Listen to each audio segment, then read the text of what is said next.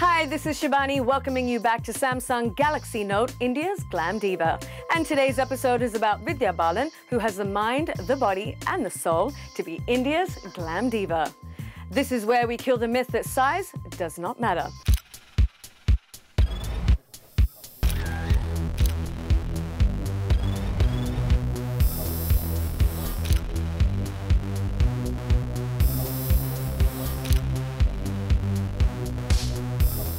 I love it.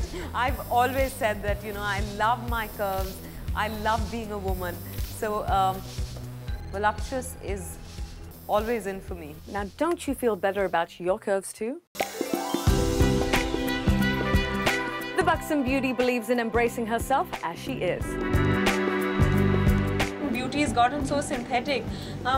People are getting their teeth done correctly, they're groomed very correctly.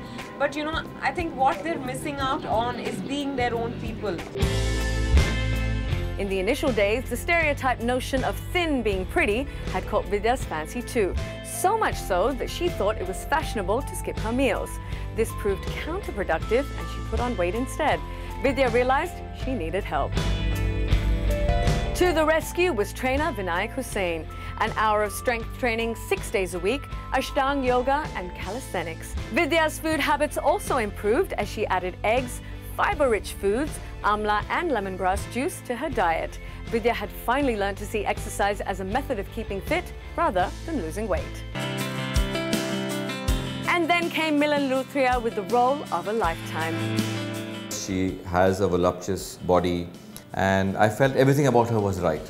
Her voice is tremendously appealing, it's sexy, it's expressive, it has a lot of emotion. I felt she's a great mix of, sex and innocence. Initially, Milan and I thought that if I gained a couple of kgs, it would be good enough. I put on those couple of kgs and it wasn't showing enough. So, I put on some more and then I put on some more and ultimately we stopped at 12. But the moment of truth was when after putting on all that weight, she didn't look out of shape. Instead, she showed off those voluptuous curves. The amazing thing I figured is that I put on weight because I consulted a dietitian. I was eating all that I'd always wanted to. I binged. But what I did was I also worked out. I worked out simultaneously. I was doing 20% of my normal workout, but I was working out. So therefore, it was not really flabby. Doesn't Vidya look yummy in saris, especially the Sabyasachi chiffons? I have a fetish for saris. I have saris ranging from 200 to Sabyasachi, so you know what that means. Vidya Balan has made many fashion faux pas and many disasters in the initial days where one saw she was trying to sport Western clothes and short dresses which were clearly not her body type. And I think in due course, Vidya Balan has realized that the sari works magically well for her. So she is sticking to that look, which is a very clever move. The most remarkable thing about Vidya is probably her eyes.